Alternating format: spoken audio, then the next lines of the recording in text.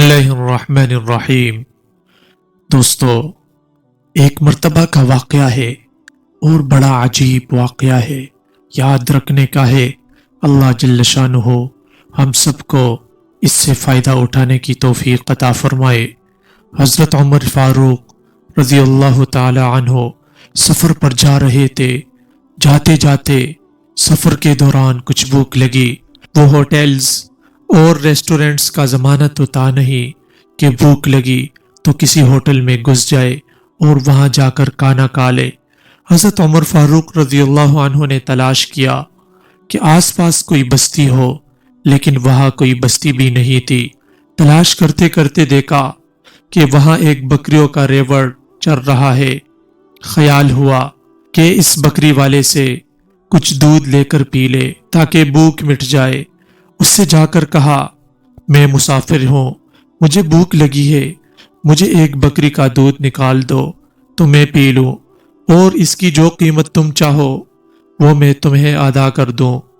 چرواہے نے کہا، جناب میں آپ کو ضرور دودھ دے دیتا، لیکن یہ بکریاں میری نہیں ہیں، میں تو ایک ملازم ہوں، نوکر ہوں، بکریاں چرانے کے لیے مجھے میرے مالک نے رکھا ہے، اور جب تک اس سے اجازت نہ لے لوں مجھے آپ کو دودھ دینے کا حق نہیں ہے۔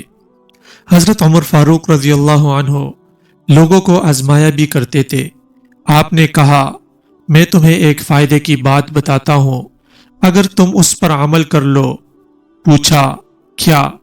آپ نے فرمایا، ایسا کرو کہ ان میں سے ایک بکری میرے ہاتھ بیچ دو، میں تمہیں پیسے ابھی دیتا ہوں، میرا فائدہ ہوگا کہ مجھے دودھ مل جائے گا، ضرورت ہوگی تو میں اسے کاٹ کر کھا بھی لوں گا، اور پھر مالک جب تم سے پوچھے کہ ایک بکری کہاں گئی تو کہہ دینا کہ بھیڑیا کھا گیا، اور بھیڑیا تو بکریوں کو کھاتا ہی رہتا ہے۔ مالک کہاں تمہاری تحقیق کرتا پھرے گا کہ بھیڑیے نے کھایا یا نہیں کھایا؟ ان پیسوں کو تم اپنی جیب میں رکھ کر اپنی ضرورت پوری کر لینا۔ ایسا کر لو، اس میں تمہارا بھی فائدہ ہے اور میرا بھی فائدہ ہے۔ اس چرواہے نے یہ بات سنی، اور سنتے ہی بے ساختہ جو کلمہ اس کی زبان سے نکلا وہ یہ تھا، یبن الملک فأین اللہ۔ شہزادے، تم مجھ سے یہ کہتے ہو کہ میں مالک سے جا کر جھوٹ بول دوں اور یہ کہہ دوں کہ بکریوں کو بھیڑیا کھا گیا تو اللہ کہا گیا؟ اللہ جل شانہ کہاں ہے؟ بے شک میرا مالک مجھے نہیں دیکھ رہا ہے، لیکن مالک کا مالک مالک الملک وہ دیکھ رہا ہے۔ اس کے پاس جا کر میں کیا جواب دوں گا؟ مالک کو تو میں خاموش کر سکتا ہوں، لیکن مالک کے مالک کو کیسے خاموش کروں گا؟ فاروق اعظم رضی اللہ عنہ نے فرمایا، جب تک تجھ جیسے انسان اس امت کے اندر موجود ہے اس وقت تک اس امت پر کوئی فساد نہیں آ سکتا۔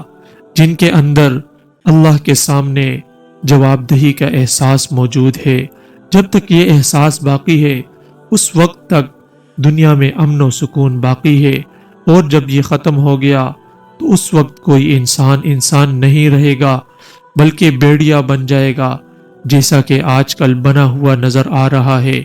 امید ہے دوستو ویڈیو آپ کو ضرور پسند آئی ہوگی اور کچھ نہ کچھ سبق ضرور حاصل کر لیا ہوگا۔